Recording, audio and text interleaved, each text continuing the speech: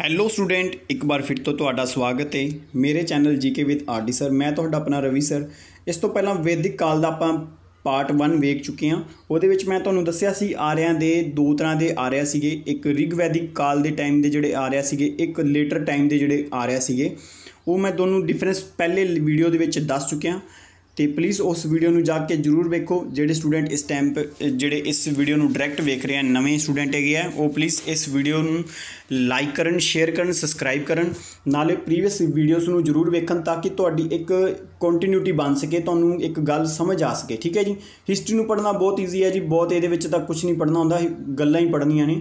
उस तो बाद देखो जी, मैं तुहाडा अपना रवि सर CBSE अबोर्ड तो अज असीं पार्ट 2 के बारे डिस्कस करांगे। पार्ट 2 दे विच तुहानूं पूरा डिटेल दे विच डिस्कस करूँगा किहड़े वेद सीगे। उस तो पहला मैं जिहड़ा पार्ट 1 वेख्या जरूर वेख लेना ताकि तुहानूं अगे वाला कनैक्ट कर सकूँ। ठीक है जी। अपनी वीडियो नूं स्टार्ट करते हैं आपां। देखो जी, मैं तुहानूं प्रीवियस वीडियो दे विच दस्सिया सीगा भी अपने कोल 4 वेद ने। 4 वेद जिहड़े पहले 3 वेद ने उन्होंने आपां ट्रायो बोलते हैं जां वेदांतरी त्रिय बोलते हैं, वेदांतरीय बोलते हैं। तुहानूं 4 ऑप्शन देगा। वो अर्थवेद गलत होएगा क्योंकि अर्थवेद सब तो लास्ट में अद्धा अधूरा वेद मन्निया जाता है। वो कोई अथर्वा नामक जिहड़े ऋषि सीगे उन्होंने लिखा सी जादू टोटके वाला वेद उन्होंने आपां बोलते हैं। ठीक है जी। वो तुसीं याद रखना है। पहले वाले 3 वेद होणगे तुहाडे वेदांतरी दे विच। ठीक है। उस तो बाद गल करते हैं जी, जिहड़े 4 वेद सीगे ना उहदे विचों ऋगवेद सीगा जी, ये सब तो वड्डा वेद सीगा। इहदे विच ये सब तो ओल्डेस्ट भी सीगा। ठीक है जी। वर्ल्ड का सब तो ओल्डेस्ट है। अच्छा, उस तो बाद first testament of the Mankind. ठीक है जी, ओल्डेस्ट पॉइंट है। उस तो बाद ये किन्ने ने 1028 हाइमन्स मतलब की है जी, मतलब भजन। ठीक है, इहदे विच इन्ने भजन ने। उस तो बाद किन्नियां श्रुतियां ने 10,500 श्रुतियां ने। ठीक है, उन्होंने सारिਆਂ ਨੂੰ मिला के 10 मंडलों के डिवाइड किया है। और मैं तुहानूं पहली वीडियो के भी समझाया सीगा। उस तो बाद पहले जिहड़े 6 जिहड़े मंडल सीगे ना, जिहड़े पहले 6th मंडल सीगे 6 तो लैके 7 तक, पहला मंडल नहीं, पहले 2 तो लैके 7 तक जिहड़े मंडल बनते हैं इन्हां सारिਆਂ ਨੂੰ ਆਪਾਂ गोत्रा ਜਾਂ वंशा मंडल बोलते हैं ਜਾਂ ਇਹਨੂੰ कूला ग्रंथ बोलते हैं। तुहानूं पेपरां ਦੇ ਵਿੱਚ आएगा कूला ग्रंथ किहनूं बोलिया जांदा है, ਤਾਂ ਜਿਹੜੇ 2 ਤੋਂ ਲੈ ਕੇ 7 तक ਜਿਹੜੇ ਮੰਡਲ ਨੇ ਇਹਨਾਂ ਨੂੰ ਆਪਾਂ ਵੰਸ਼ਾ ਜਾਂ ਗੋਤਰਾ ਕੁਲਾ ਗ੍ਰੰਥ ਬੋਲਦੇ ਕਿਉਂਕਿ ਇਹ ਸਭ ਤੋਂ ਓਲਡੈਸਟ ਨੇ। ਇਹਨਾਂ 10 ਮੰਡਲਾਂ ਦੇ ਵਿੱਚ ਸਭ ਤੋਂ ਓਲਡੈਸਟ ਨੇ। ਪਰ ਜਿਹੜੇ 1 ਤੋਂ ਲੈ 1 10 ਇਹ ਮੰਡਲ ਸੀਗੇ ਇਹਨਾਂ ਨੂੰ ਲੇਟਰ ਵੈਦਿਕ ਪੀਰੀਅਡ ਦੇ ਵਿੱਚ ਜੋੜਿਆ ਗਿਆ ਸੀਗਾ। ਇਹ ਬਾਅਦ ਦੇ ਵਿੱਚ ਜੋੜੇ ਗਏ ਨੇ ਰਿਗਵੇਦ ਦੇ ਵਿੱਚ। ਠੀਕ ਹੈ, ਇਹ ਐਕਚੁਅਲ ਦੇ ਵਿੱਚ ਰਿਗਵੇਦ ਦੇ ਮੰਡਲ ਨਹੀਂ ਹੈਗੇ ਨੇ, ਇਹਨਾਂ ਨੂੰ ਬਾਅਦ ਦੇ ਵਿੱਚ ਜੋੜਿਆ ਗਿਆ ਸੀਗਾ। ਤਾਂ ਕਰਕੇ ਜਿਹੜਾ ਤੁਸੀਂ ਇੱਕ ਸਿੱਖ ਧਰਮ ਦੇ ਬਾਰੇ ਪੜ੍ਹਿਆ ਹੋਵੇਗਾ, ਜਿਵੇਂ ਆਦਿ ਗ੍ਰੰਥ पहले 5 गुरुओं की बाणी में जोड़िया गया सी। उस तो बाद गुरु ग्रंथ गुरु गोबिंद सिंह जी ने लास्ट अपने जो स्थापना की सी खालसा पंथ की, उदों सारे ग्रंथ नूं कंबाइन करता सी ते उन्होंने आपां अपने गुरु ग्रंथ साहब बोलते हैं ना। इस तरह ही जिवें इन्होंने भी की कीता सीगा, पहले 10 मंडल इन्हां दे टोटल आपां 10 मंडल पढ़ते हैं, उहदे विच जिहड़े 5 जिहड़े 6 मंडल ने ये सब तो ओल्डेस्ट ने। ठीक है जी। उस तो बाद जिहड़े जिद्दां जिद्दां सोसाइटी वधदी गई है जां मतलब चेंज आंदा गया, उस तो बाद लेटर वैदिक पीरियड दे विच की होया, सब तो ज़्यादा चेंज आएगा, सब तो ज़्यादा बुराइयां आउणगियां, सब तो ज़्यादा रिचुअल्स आउणगे, सब तो ज़्यादा तुहानूं अलग अलग तरह के यज्ञ मिलणगे। आ सारियां कहानियां तुहानूं उस दे विच मिलणगियां लेटर वैदिक पीरियड दे विच। ठीक है जी। आई होप कि तुहानूं सारिਆਂ ਨੂੰ समझ आ रहा। इत्थे जी एक चीज़ होर भी दसना चाहूँगा कि कोई भी स्टूडेंट इस तरह का ना होवे। एज ए सिर्फ एक टीचर आपां इसनूं अपनी नॉलेज वास्ते शेयर कर रहे हैं। ये मैं किसी दी धर्म की बुराई नहीं कर रहा, ना मैनूं किसी धर्म तो कुछ लैना देना है। अपना जस्ट एक काम है नॉलेज नूं प्रोवाइड करना, दसना। ठीक है जी। आपां किसी धर्म नूं माड़ा नहीं कहते, सारे धर्म वधिया हुंदे ने, सारे गॉड वधिया ने, सब गुरु वधिया ने। सिर्फ एक परसन की जिहड़ी नीत हुंदी है, उहदी वेखण दा नज़रिया ही अलग हुंदा, उही चीज़ हुंदी है बस। ठीक है जी। अपना किसी नूं गलत तो मंदा बोलने का कोई काम नहीं गा जी। ठीक है। तो प्लीज़ उसनूं इग्नोर करके चलना है। एज ए सिर्फ स्टूडेंट पढ़ना है तुसीं ओनली। उस तो बाद देखो जी, ਜਿਹੜੇ फस्ट 10th मंडल सीगे मैं तुहानूं दसदा है। हुण आपां गल करते हैं इनू लेटर पीरियड दे विच जोड़िया गया सी, तुहानूं पुछया जाएगा। 10वां मंडल जिहड़ा सी ना वो मेनली सब तो इंपोर्टेंट मंडल है, जिहड़े अज तां तुसीं वेख रहे हो रिजर्वेशन जिहड़ा अज मिलिया होया ਉਹਦਾ कारण की है जी, वैदिक पीरियड तो चलिया। रीजन की है पुरुष सुक्ता। पुरुष सुक्ता का मतलब होंदा है कि वर्ण system India they which start हो गया सी। जिवें तुसीं फ्रांस दे विच सोसाइटी देखी भी तीन भागां च डिवाइड सी सोसाइटी। इस तरह ही पुराने साडे जिहड़े कल्चर सीगा ना उस दे विच भी सोसाइटी 4 भागां, पहले 3 भागां च डिवाइड हुंदी है, बाद च शूद्र आके मिलणगे। तो उन्होंने आप पुरुष सुक्ता बोलते हैं जी। ये 4 वर्ण सिस्टम दसे गए ने, ब्राह्मण, क्षत्रिय ਤੇ ਵੈਸ਼ਿਆ ਤੇ ਸੁਦਰਾ ਇਹਨਾਂ ਨੂੰ ਦੱਸਿਆ ਗਿਆ। ਠੀਕ ਹੈ ਜੀ। ਤੇ ਇਹਨਾਂ ਦਾ ਮਤਲਬ ਜਿਹੜਾ ਇਹਨਾਂ ਨੂੰ ਗਾਉਂਦੇ ਸੀਗੇ, ਜਿਹੜੇ ਰਿਗਵੇਦ ਦੇ ਵਿੱਚ ਜਿਹੜਾ ਪਰਸਨ ਗਾ ਰਿਹਾ ਇਹਨਾਂ ਸ਼ਰੂਤੀਆਂ ਨੂੰ, ਉਹਨੂੰ ਆਪਾਂ ਬੋਲਦੇ ਸੀ ਹੋਤਰਾ। ਇੱਥੇ ਹੋਤਰੀ ਲਿਖਿਆ ਹੋਇਆ, ਹੋਤਰਾ ਮੈਂ ਦੱਸਿਆ ਵੀ ਸੀਗਾ ਪਹਿਲੇ ਵੀਡੀਓ ਦੇ ਵਿੱਚ। ਠੀਕ ਹੈ ਜੀ। ਉਸ ਤੋਂ ਬਾਅਦ ਆਪਾਂ ਸਾਮਵੇਦ ਦੀ ਗੱਲ ਕਰਦੇ ਹਾਂ। ਇਹਨੂੰ ਆਪਾਂ ਬੋਲਦੇ ਹਾਂ ਦ ਬੁੱਕ ਆਫ ਚੈਂਟ। ਮਤਲਬ ਇਹਦੇ ਵਿੱਚ ਕਿੰਨੇ ਪੇਜ ਸੀਗੇ, ਸ਼ਰੂਤੀਆਂ ਕਿੰਨੀਆਂ ਸੀ ਇਹਦੇ ਵਿੱਚ ਜੀ। ਮਿਊਜ਼ਿਕ ਸਿਸਟਮ ਇੰਡੀਆ ਦਾ ਜਿਹੜਾ ਡਿਵੈਲਪ ਹੋਇਆ ਨਾ ਸਾਰਾ, ਇਹ ਇੱਥੋਂ ਹੀ ਰਿਲੇਟ ਕਰਦਾ ਸਾਰਾ। ਠੀਕ ਹੈ ਜੀ। ਹੁਣ ਇਹਦੇ 'ਚ 1549 ਜਿਹੜੇ ਨੇ ਇਹ ਕੀ ਨੇ ਤੁਹਾਡੇ ਟੋਟਲ ਸ਼ਰੂਤੀਆਂ ਸੀਗੀਆਂ। ਉਹਦੇ ਵਿੱਚ ਤੁਸੀਂ ਅਗਰ 75 ਕੱਢ ਦਿਓ, ਕਿਉਂਕਿ ਜਿਹੜੀ 75 ਸ਼ਰੂਤੀਆਂ ਸੀ, ਜਿਹੜੇ ਭਜਨ ਸੀਗੇ, ਇਹ ਕਿੱਥੋਂ ਲਏ ਗਏ ਸੀਗੇ, ਇਹ ਰਿਗਵੇਦ ਦੇ ਵਿੱਚੋਂ ਲਏ ਗਏ ਸੀ। ਹੁਣ ਤੁਹਾਨੂੰ ਪੁੱਛਿਆ ਜਾਏਗਾ ਰਿਗਵੇਦ ਦੇ ਵਿੱਚੋਂ ਕਿੰਨੀਆਂ ਸ਼ਰੂਤੀਆਂ ਲਈਆਂ, ਇਹ ਤੁਸੀਂ ਯਾਦ ਰੱਖਣਾ 75। ਠੀਕ ਹੈ, 75। ਤੇ ਹਾਈਮਨਸ ਆਫ ਦਾ ਸਾਮਾ ਵੇਦਾਸ ਆਰ ਰੈਸਿਟਡ ਅੱਛਾ, ਜਿਹੜਾ ਪਰਸਨ ਇਸ ਦੇ ਸਾਮਵੇਦ ਦੇ ਮੰਤਰਾਂ ਨੂੰ ਗਾ ਰਿਹਾ ਜਾਂ ਸੰਗੀਤ ਨੂੰ ਸੰਗੀਤ ਦੇ ਰੂਪ ਦੇ ਵਿੱਚ ਗਾ ਰਿਹਾ, ਉਹਨੂੰ ਉਦਗਾਤਰੀ ਬੋਲਦੇ ਸੀ, ਉਦਗਾਤਰੀ। ਠੀਕ ਹੈ ਜੀ। ਉਸ ਤੋਂ ਬਾਅਦ ਸੰਗੀਤ ਮਤਲਬ ਸ ਤੇ ਸਾਮਵੇਦ ਸ। ਠੀਕ ਹੈ ਜੀ। ਇਸ ਤੋਂ ਤੁਸੀਂ ਯਾਦ ਰੱਖ ਸਕਦੇ ਹੋ, ਇੰਡੀਆ ਦੇ ਮਿਊਜ਼ਿਕ ਸਿਸਟਮ ਦਾ ਇਹਨੂੰ ਮੇਨ ਗੜ੍ਹ ਮੰਨਿਆ ਜਾਂਦਾ ਇਸ ਸਾਮਵੇਦ ਨੂੰ। ਠੀਕ ਹੈ ਜੀ। ਸਾਰੇ ਗਾਮਾ ਪਾ ਜਿਹੜੀ ਤਰਜ ਹੁੰਦੀ ਹੈ, ਇਹ ਸਾਰਾ ਮਿਊਜ਼ਿਕ ਜਿਹੜਾ ਸਿਸਟਮ ਹੈ, ਕਲਚਰ ਹੈ, ਇਹ ਸਾਮਵੇਦ ਦੇ ਵਿੱਚੋਂ ਲਿਆ ਗਿਆ। ਉਸ ਤੋਂ ਬਾਅਦ ਆਪਾਂ ਗੱਲ ਕਰਦੇ ਹਾਂ ਯਜੁਰਵੇਦ। ਯਜੁਰਵੇਦ ਦੇ ਵਿੱਚ ਮਤਲਬ ਹੁੰਦਾ ਸੀਗਾ ਬੁੱਕ ਆਫ ਸੈਕਰੀਫਿਸ਼ੀਅਲ ਪ੍ਰੇਅਰਸ। ਤੁਹਾਨੂੰ ਪਤਾ ਹੈ ਜੀ ਕਾਫੀ ਤਰ੍ਹਾਂ ਦੇ ਯੱਗ ਹੁੰਦੇ ਸੀਗੇ। ਯੱਗ ਦੇ ਉੱਪਰ ਕਿਹੜਾ ਮੰਤਰ ਗਾਉਣਾ ਹੈ, ਕਿਹੜੀ ਸਮੱਗਰੀ ਉਹਦੇ ਉੱਪਰ ਲੱਗਣੀ ਹੈ। ਤੁਸੀਂ ਵਿਆਹ ਸ਼ਾਦੀਆਂ ਦੇ ਵਿੱਚ ਵੇਖਿਆ ਹੋਏਗਾ, ਪੰਡਿਤ ਜੀ ਆਉਂਦੇ ਨੇ, ਉਹ ਆਪਾਂ ਨੂੰ ਦੱਸਦੇ ਨੇ ਵੀ ਇਹ ਸਮਾਨ ਲੈ ਕੇ ਆਓ, ਇਹ ਵੀ ਲੈ ਕੇ ਆਓ, ਇਹ ਪਏਗਾ, ਇਹਦੇ 'ਚ ਆ ਵੀ ਪਏਗਾ। ਫਿਰ ਜਿਹੜੇ ਮੰਤਰ ਗਾ ਰਹੇ ਨੇ ਨਾ, ਉਹ ਉਸ ਟਾਈਮ ਦੇ ਉਦਗਾਤਰੀ ਬਣ ਜਾਂਦੇ ਨੇ।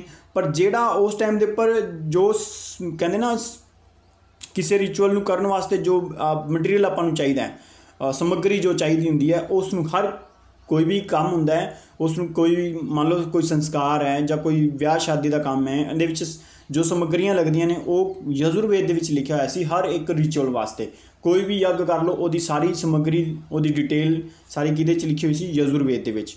ਠੀਕ ਹੈ ਜੀ। ਉਸ ਤੋਂ ਬਾਅਦ ਇਹ ਜਿਹੜਾ ਯਜੁਰਵੇਦ ਸੀਗਾ, ਇਹਨੂੰ ਜਿਹੜਾ ਬੋਲਣ ਵਾਲਾ ਜਿਹੜਾ ਪਰਸਨ ਹੁੰਦਾ ਸੀ, ਅਧਰਵਿਊ ਬੋਲਦੇ ਸੀ ਆਪਾਂ, ਅਧਰਵਿਊ। ਠੀਕ ਹੈ। ਉਸ ਤੋਂ ਬਾਅਦ ਇਹਨੂੰ 2 ਭਾਗਾਂ 'ਚ ਡਿਵਾਈਡ ਕੀਤਾ ਗਿਆ, ਕ੍ਰਿਸ਼ਨਾ ਯਜੁਰਵੇਦ ਤੇ ਇੱਕ ਸ਼ੁਕਲਾ ਯਜੁਰਵੇਦ। ਠੀਕ ਹੈ ਜੀ। ਤੇ ਇਹਦੇ ਤੁਸੀਂ ਯਾਦ ਰੱਖਣਾ ਹੈ ਵੀ ਇਹਨੂੰ ਇੱਕ ਹੁੰਦਾ ਸੀ ਪ੍ਰੇਜ਼ ਵਾਸਤੇ, ਇਹ ਤੁਸੀਂ ਯਾਦ ਰੱਖਣਾ, ਪ੍ਰੋਜ਼ ਤੇ ਇੱਕ ਵਰਸਿਸ। ਦੋ ਇਹਦੇ ਜਿਹੜੇ ਉਪਵੇਦ ਨੇ ਨਾ, ਇਹ ਤੁਸੀਂ ਯਾਦ ਰੱਖਣੇ ਨੇ, ਕ੍ਰਿਸ਼ਨਾ ਯਜੁਰਵੇਦ, ਸ਼ੁਕਲਾ ਯਜੁਰਵੇਦ। ਪੁੱਛਿਆ ਜਾਂਦਾ ਪੇਪਰਾਂ ਦੇ ਵਿੱਚ, ਤੁਹਾਨੂੰ 4 ਗ੍ਰੰਥ ਦੇਗਾ, ਉਹਦੇ ਕੁਝ ਉਪਵੇਦ ਦੇ ਦੇਗਾ, ਤੁਹਾਨੂੰ ਕਹੇਗਾ ਵੀ ਕਿਹੜਾ ਉਪਵੇਦ ਕਿਸ ਨਾਲ ਰਿਲੇਟ ਕਰਦਾ। ਇਸ ਤਰ੍ਹਾਂ ਦਾ ਕੁਐਸਚਨ ਬਣ ਸਕਦਾ ਇਹਦੇ ਵਿੱਚੋਂ। ਉਸ ਤੋਂ ਬਾਅਦ ਆਪਾਂ ਗੱਲ ਯਾਦ ਕਰਨੀ ਹੈ ਅਥਰਵ ਵੇਦ ਦੇ ਬਾਰੇ। ਇਹ ਸੀਗਾ ਜੀ ਮੈਜੀਕਲ ਬੁੱਕ ਸੀਗੀ, ਜਿਵੇਂ ਕਹਿੰਦੇ ਨੇ ਜਾਦੂ ਟੋਣੇ ਵਾਲੀ ਬੁੱਕ। ਜਿਵੇਂ ਅੱਜ ਵੀ ਲਿਖਿਆ ਹੁੰਦਾ ਨਾ, ਧਨ ਕਮਾਣੇ ਕੇ 400 ਤਰੀਕੇ, ਫਲਾਣੇ ਫਲਾਣੇ, ਜੋ ਵੀ ਕੁਛ ਹੁੰਦਾ ਹੈ ਉਸ ਟਾਈਮ ਦਾ सोसाइटी ਦੇ ਵਿੱਚ ਨਾ अथर्ववेद ਉੱਦਾਂ ਦਾ ਹੀ ਸੀਗਾ, ਜਾਦੂ ਟੋਣਿਆ, किसी को वंश में कर लो, किसी को भगा दो, ऐसे कुछ जो भी ਸੀਗਾ। The fourth and last one of the certain spell words of the evils and disease। ਬਿਮਾਰੀਆਂ ਵਾਸਤੇ ਤੁਹਾਨੂੰ ਕਹਿੰਦੇ ਨਾ, ਕਿਸੇ ਨੂੰ ਕੋਈ ਬਿਮਾਰੀ ਆ ਗਈ ਤਾਂ ਉਹਨੂੰ ਵਿਚਾਰੇ ਨੂੰ, ਕੋਈ ਭਾਵੇਂ ਕਰੋਨਾ ਵਾਇਰਸ ਹੋਇਆ, ਉਹਨੂੰ ਵਿਚਾਰੇ ਨੂੰ ਕੁੱਟ ਕੇ ਐਂ ਹੀ ਮਾਰ ਦੇਣਾ ਹੁੰਦਾ ਸੀਗਾ।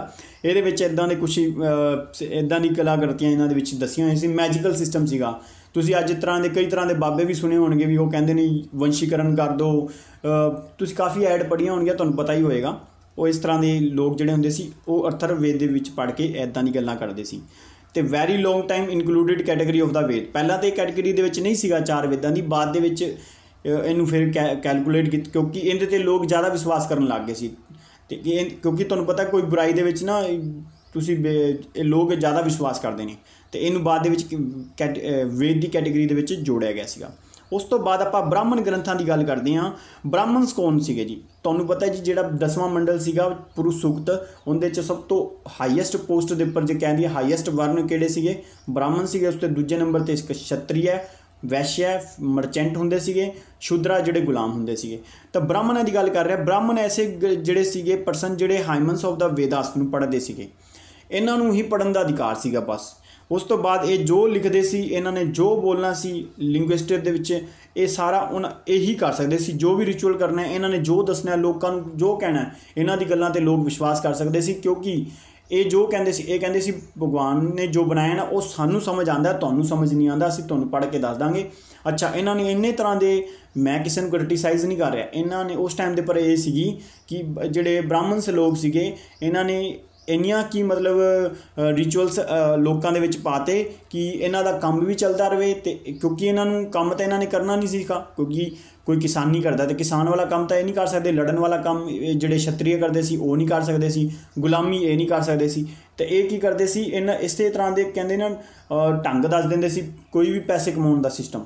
ਤਾਂ ਇਹ ਇਹਨਾਂ ਨੇ ਰਿਚੁਅਲਸ ਕਹਿੰਦੇ ਨੇ ਕਰਮਕਾਂਡ ਵਧਾਤੇ ਸੀ ਪੁਰਾਣੇ ਲੇਟਰ ਵੈਦਿਕ ਪੀਰੀਅਡ ਦੇ ਵਿੱਚ ਬ੍ਰਾਹਮਣਾਂ ਨੇ ਇੰਨੇ ਕਰਮਕਾਂਡ ਵਧਾਤੇ ਸੀ। ਆਈ ਹੋਪ ਕਿ ਤੁਹਾਨੂੰ ਸਾਰਿਆਂ ਨੂੰ ਸਮਝ ਆ ਗਿਆ ਹੋਵੇਗਾ। ਅੱਛਾ, ਇੱਥੇ ਦੱਸਣਾ ਚਾਹੁੰਦਾ ਹੈ ਕਿ ਰਿਟਨ ਇਨ ਦੀ ਪ੍ਰੋਜ਼ ਔਰ ਦੀ ਰਿਚੁਅਲਸ ਇਨ ਨੇਚਰ ਬ੍ਰਾਹਮਣ ਮੀਨਸ ਦੀ ਸੈਕਰੀਫਾਈਸ। ਹੁਣ ਤੁਹਾਨੂੰ ਪਤਾ ਹੈ ਸਭ ਤੋਂ ਉੱਚੇ ਸੀਗੇ ਤੇ ਇਹਨੂੰ ਇਹ ਕਹਿੰਦੇ ਨੇ ਸੈਕਰੀਫਾਈਸ, ਬਲੀਦਾਨ ਦੇਣ ਵਾਲੇ ਸੀਗੇ। ਕਿਉਂਕਿ ਬ੍ਰਾਹਮਣ ਕਹਿੰਦੇ ਸੀ ਵੀ ਜਿਹੜੇ ਗ੍ਰੰਥ ਨੂੰ ਪੜ੍ਹਨਗੇ ਉਹਨਾਂ ਲਈ ਤੋਂ ਬਲੀਦਾਨ ਮੰਨਿਆ ਜਾਏਗਾ ਕਿ ਇਹਨੂੰ ਪੜ੍ਹ ਰਹੇ ਨੇ, ਇਹ ਲੋਕ ਤੁਹਾਡੇ ਲਈ ਅਸੀਂ ਪੜ੍ਹ ਰਹੇ ਹਾਂ। ਤੁਹਾਡੇ ਕੋਈ ਬਿਮਾਰੀ ਆਈ ਹੈ ਜਾਂ ਕੋਈ ਫਸਲ ਨਹੀਂ ਹੁੰਦੀ ਤਾਂ ਅਸੀਂ ਯੱਗ ਕਰ ਦਾਂਗੇ, ਤੁਹਾਡੀ ਫਸਲ ਹੋ ਜਾਏਗੀ। ਮੀਂਹ ਨਹੀਂ ਪੈਂਦਾ, ਯੱਗ ਕਰਾਂਗੇ, ਫਸਲ ਹੋ ਜਾਏਗੀ। ਹਰ ਤਰ੍ਹਾਂ ਦੀ ਕਿਸੇ ਵੀ ਕੋਈ ਵੀ ਕੰਮ ਕਰਨਾ ਉਹਦੇ 'ਤੇ ਯੱਗ ਬਣਾਤਾ ਇਹਨਾਂ ਨੇ, ਠੀਕ ਹੈ ਜੀ। ਉਹੀ ਅੱਗੇ ਚੱਲ ਕੇ ਕੀ ਬਣ ਗਿਆ, ਅੱਗੇ ਕਾफ़ੀ ਬੁਰਾਈਆਂ ਉਸ ਦੇ ਅਕੋਰਡਿੰਗ ਆ ਗਈਆਂ ਤੇ ਲੋਕ ਕਾफ़ੀ ਤੰਗ ਹੋ ਗਏ। ਫਿਰ ਨਵੇਂ ਦੋ ਧਰਮ ਨਿਕਲ ਜਾਣਗੇ, ਇਸੇ ਨੂੰ ਹੀ ਆਪਾਂ ਵੈਦਿਕ ਸੱਭਿਅਤਾ ਬੋਲਦੇ ਹਾਂ। ਆਈ ਹੋਪ ਕਿ ਤੁਹਾਨੂੰ ਸਮਝ ਆ ਰਿਹਾ ਹੋਵੇਗਾ, ਠੀਕ ਹੈ ਜੀ। ਤੇ ਬ੍ਰਾਹਮਣ ਜਿਹੜੇ ਹੈਗੇ ਸੀ ਨਾ, ਇਹਨਾਂ ਨੇ ਕੀ ਕੀਤਾ ਜੀ, ਆਪਣੇ ਵੀ ਕੁਛ ਜਿਹੜੇ ਯਜੁਰਵੇਦ ਰਿਗਵੇਦ ਇਹ ਸਾਰੇ ਸੀਗੇ ਇਹ ਕਾफ़ੀ ਟਫ ਸੀਗੇ, ਇਹਨਾਂ ਨੂੰ ਸਿਰਫ ਬ੍ਰਾਹਮਣ ਸਮਝ ਲਏ ਸੀ। ਸਮਝ ਕੇ ਇਹਨਾਂ ਨੇ ਕੀ ਕੀਤਾ ਜੀ, ਫਿਰ ਆਪਣੇ ਕੁਝ ਬ੍ਰਾਹਮਣ ਗ੍ਰੰਥ ਲਿਖਤੇ ਸੀ, ਇਹ ਤੁਸੀਂ ਯਾਦ ਰੱਖਣਾ ਹੈ। ਹੁਣ ਕੁਝ ਬ੍ਰਾਹਮਣ ਗ੍ਰੰਥਾਂ ਦੇ ਬਾਰੇ ਆਪਾਂ ਪੜ੍ਹ ਲੈਂਦੇ ਕਿਹੜੇ ਕਿਹੜੇ ਨੇ। ਹੁਣ ਜਿਵੇਂ ਰਿਗਵੇਦ ਹੈ, ਇਹਦੇ ਵਿੱਚ 2 ਬ੍ਰਾਹਮਣ ਗ੍ਰੰਥ ਨੇ, ਐਤਰੇय ਤੇ ਕੌਸ਼ਿਕੀ ਤੇ ਸ਼ਾਕਿਆ। ਇਹ ਦੇਖੋ ਕੌਸ਼ਿਕੀ ਨੂੰ ਸ਼ਾਕਿਆ ਵੀ ਬੋਲਦੇ ਹਾਂ ਆਪਾਂ, ਤੇ ਐਤਰੇय ਬ੍ਰਾਹਮਣ ਗ੍ਰੰਥ, ਕੌਸ਼ਿਕੀ ਹੈ ਬ੍ਰਾਹਮਣ ਗ੍ਰੰਥ, ਠੀਕ ਹੈ ਜੀ।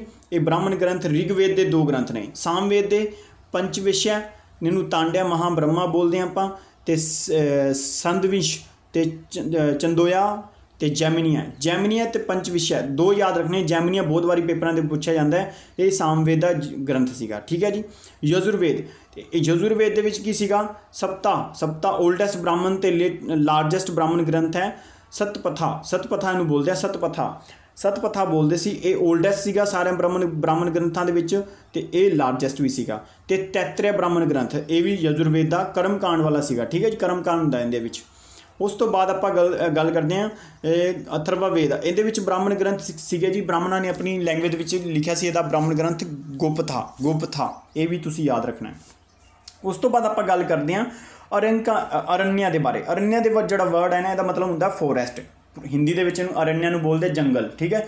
ਤੇ ਜੋ ਲੋਕਾਂ ਨੇ ਜੰਗਲਾਂ ਦੇ ਵਿੱਚ ਜਾ ਕੇ ਗ੍ਰੰਥ ਲਿਖੇ ਸੀ ਉਹਨਾਂ ਨੂੰ ਅਰण्यस ਕਿਹਾ ਜਾਂਦਾ ਹੈ। ਤੇ ਇਹਦੇ ਵਿੱਚ ਕੀ ਹੁੰਦਾ ਸੀਗਾ, ਤੇ ਅਰण्या ਦੇ ਵਿੱਚ ਕੀ ਹੁੰਦੀ ਸੀ ਵੀ ਜਿਹੜੇ ਬ੍ਰਾਹਮਣ ਗ੍ਰੰਥ ਪੜ੍ਹੇ ਸੀ, ਕਿਉਂਕਿ ਜਿਹੜੇ ਲੋਕ ਜੰਗਲਾਂ ਦੇ ਵਿੱਚ ਜਾਂਦੇ ਸੀ ਉਹ ਵੇਦ ਤਾਂ ਲੈ ਕੇ ਜਾ ਨਹੀਂ ਸਕਦੇ ਸੀ, ਕਿਉਂਕਿ ਬ੍ਰਾਹਮਣ ਗ੍ਰੰਥ ਲਿਖੇ ਸੀ। ਇਹਨਾਂ ਨੂੰ ਦੇ ਵਿੱਚ ਜੋ ਲਿਖਿਆ ਹੋਇਆ ਸੀਗਾ ਇਹਨੂੰ ਹੋਰ ਆਸਾਨ ਲੈਂਗੁਏਜ ਦੇ ਵਿੱਚ ਜੰਗਲਾਂ ਦੇ ਵਿੱਚ ਜਾ ਕੇ ਅਰੰਕਿਆ ਲਿਖੇ ਜਾਂਦੇ ਸੀ, ਠੀਕ ਹੈ ਜੀ। ਆਈ ਹੋਪ ਕਿ ਤੁਹਾਨੂੰ ਸਾਰਿਆਂ ਨੂੰ ਸਮਝ ਆ ਗਿਆ ਹੋਵੇਗਾ। ਉਸ ਤੋਂ ਬਾਅਦ ਉਪਨਿਸ਼ਦ ਦੀ ਗੱਲ ਕਰਦੇ ਹਾਂ। ਇਹ ਫਿਲੋਸਫੀਆਂ ਹੁੰਦੀਆਂ ਸੀ ਜੀ, ਕਿਸੇ ਵੀ ਗੱਲ ਦੇ ਉੱਪਰ ਕੋਈ ਫਿਲੋਸਫੀ, ਤੁਸੀਂ ਸਮਝਦੇ ਹੋ ਫਿਲੋਸਫੀਆਂ ਨੂੰ ਕੀ ਬੋਲਦੇ ਹਾਂ, ਕਿਸੇ ਵੀ ਪ੍ਰੋਪਰ ਟੌਪਿਕ ਦੇ ਉੱਪਰ, ਕੋਈ ਵੀ ਟੌਪਿਕ ਦੇ ਉੱਪਰ ਆਸਾਨ ਲੈਂਗੁਏਜ ਦੇ ਵਿੱਚ ਲਿਖਿਆ ਹੋਣਾ ਉਸ ਨੂੰ ਆਪਾਂ ਕੀ ਬੋਲਦੇ ਸੀ, ਫਿਲੋਸਫੀਕਲ ਟੈਕਸਟ ਬੋਲਿਆ ਜਾਂਦਾ ਸੀ ਇਹਨਾਂ ਨੂੰ, ਉਪਨਿਸ਼ਦ ਨੂੰ।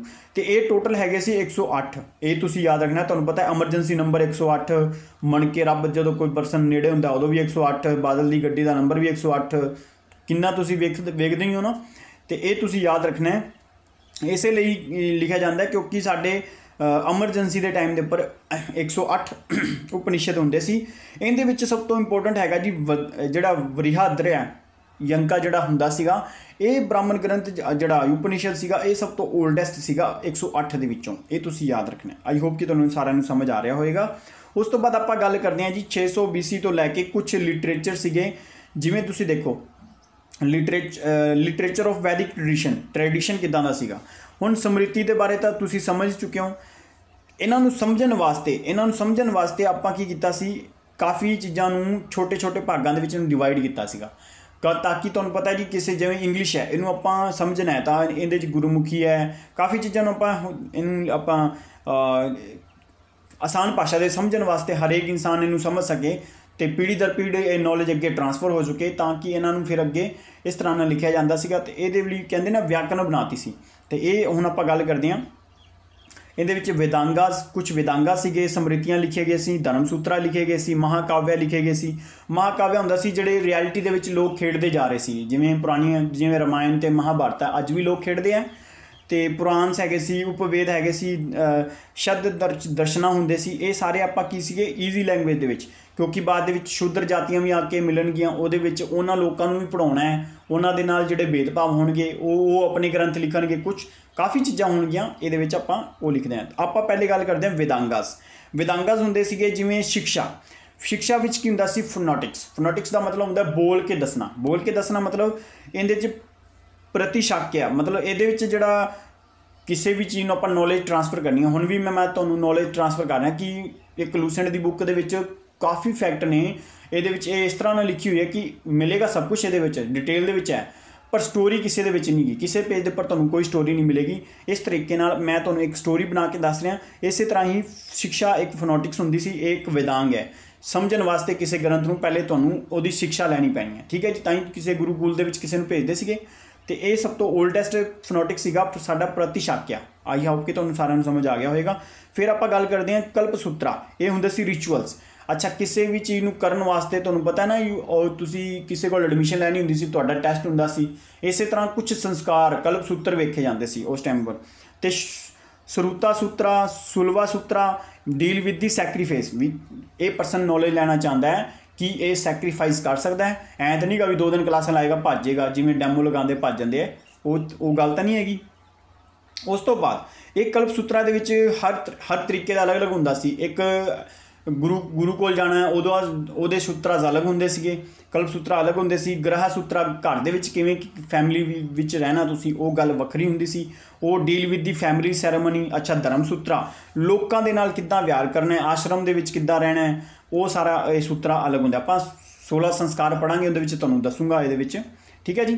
ਉਸ ਤੋਂ ਬਾਅਦ ਵਿਆਕਰਣ, ਹਰ ਚੀਜ਼ ਨੂੰ ਸਮਝਣ ਵਾਸਤੇ ਉਹਦੀ ਵਿਆਕਰਣ ਅੱਖਰ, ਜਿਹੜੇ ਤੁਸੀਂ ਕਿਸੇ ਚੀਜ਼ ਨੂੰ ਸਮਝਣਾ ਉਹਦੇ ਅੱਖਰ ਪਹਿਲੇ ਪੜ੍ਹਨੇ ਪੈਣਗੇ, ਫਿਰ ਤੁਸੀਂ ਉਹ ਵੇਦ ਨੂੰ ਪੜ੍ਹ ਸਕਦੇ ਹੋ। ਅਤੇ ਇਹਦੇ ਵਿੱਚ ਅਸ਼ਟਾਧਿਆਈ, ਤੁਸੀਂ ਪਾਣਿਨੀ ਦੀ ਇੱਕ ਬੁੱਕ ਹੈ ਅਸ਼ਟਾਧਿਆਈ, ਜਿਹੜੀ ਸਭ ਤੋਂ ਓਲਡੈਸਟ ਗ੍ਰਾਮਰ ਬੁੱਕ ਹੈ ਵਰਲਡ ਦੀ। ਆਈ ਹੋਪ ਕਿ ਤੁਹਾਨੂੰ ਸਾਰਿਆਂ ਨੂੰ ਸਮਝ ਆ ਗਿਆ ਹੋਵੇਗਾ।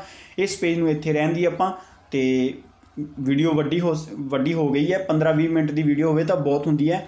ਤੁਸੀਂ ਇੱਕ ਸਟੋਰੀ ਟੈਲਿੰਗ ਦੇ ਵਿੱਚ ਮੈਂ ਤੁਹਾਨੂੰ ਇੱਕ ਲਾਈਨ ਸਮਝਾ ਰਿਹਾ। ਪਲੀਜ਼ ਆਪਣੀ ਬੁੱਕ ਦੇ ਵਿੱਚ ਲੈ ਕੇ ਇਹਨੂੰ ਜ਼ਰੂਰ ਬੈਠੋ। ਵੀਡੀਓ ਵਧੀਆ ਲੱਗੀ ਹੋਵੇ ਤਾਂ ਪਲੀਜ਼ ਲਾਈਕ, ਸ਼ੇਅਰ, ਸਬਸਕ੍ਰਾਈਬ ਜ਼ਰੂਰ ਕਰਨਾ। ਮੇਰੇ ਚੈਨਲ ਨੂੰ ਬੈਲ ਆਈਕਨ ਬਟਨ ਜ਼ਰੂਰ ਦਬਾ ਲਓ ਤਾਂ ਕਿ ਤੁਹਾਡਾ ਇਹ ਜਿਹੜੀ ਕੰਟੀਨਿਊਟੀ ਵੀਡੀਓਜ਼ ਦੀ ਬਣੀ ਰਹੇ। Thank you for watching ones again.